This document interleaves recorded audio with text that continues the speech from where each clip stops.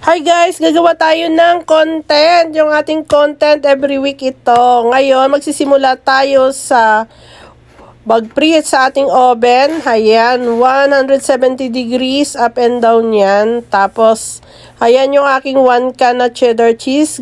Crab ang gamit ko. Ayan. Yadyarin lang natin. Tapos, kung gusto nyo ubusin lahat yan, ay di mas maganda. Kung ayaw nyo naman, ay maganda rin.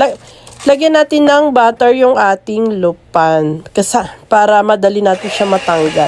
Ayan yung ating butter, 1/3 cup yan. Lahat ng gamit natin ay room temperature, ang temperatura sa loob ng ating kusina. Okay, 1/4 cup sugar white. Ordinaryong sugar lang yun. Mix lang natin hanggang sa mag-translucent ang kanyang kulay.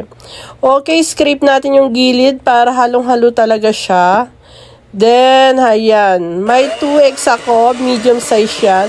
Ang sabi nga nung katalastas, just add 2 eggs. Kapag naabutan nyo yan, ay sure ako magkaedad tayo. Ayan. Okay, ayan, i-mix lang natin lahat yan.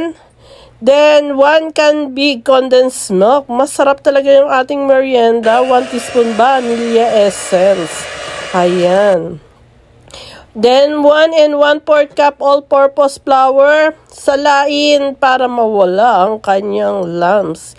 Yung lumps ay yung bubuo doon sa ating flour para pinong-pino ang sarap ang ating flour. 1 teaspoon baking powder, 1/2 teaspoon salt. Lahat ng gagawin natin, baking o pagluluto ay huwag kalimutan ang salt para ma-enhance ang kanyang lasa. Okay, halo-halo lang natin. Huwag nating tagalan. Pag nakita nating mix na talaga siya, ay itigil na natin at baka matumigas pa yung ating tinapay. Cheddar cheese, ayan, masarap, hatiin natin. Kasi ilalagay natin sa top ng ating tinapay yan.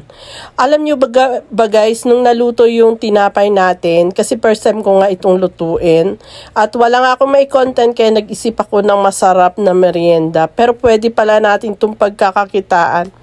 Alam nyo guys, yung cheese niya ay natosta dun sa ibabaw. Kaya nung kinain namin ay madaling ubusin ni Mister yung ating tinapay. Nasarapan siya. Tapos ayan, lagyan natin ng extra cheese pa yan. Nasarapan talaga siya. Walang biro yan. True lalo, nasarapan talaga si paring Arthur dun sa ating tinapay. At sabi niya, sa susunod ay yun uli ang aking gagawin. Tap 3 times, ayan, para yung bula-bula ay bumaba at linisin natin yung gilid kasi tamad ako maglinis ng totoo. Isa lang na natin sa ating prinihit na oven sa 40 minutes. Walang duda yan guys. Ayan, after 40 minutes na nga ay hayam. Tusukin na natin kapag wala nang sumama doon sa ating toothpick ay lutong-luto na yan. Guys, sana may natutunan kayo sa ating invento. Maraming salamat. Mua chup chup.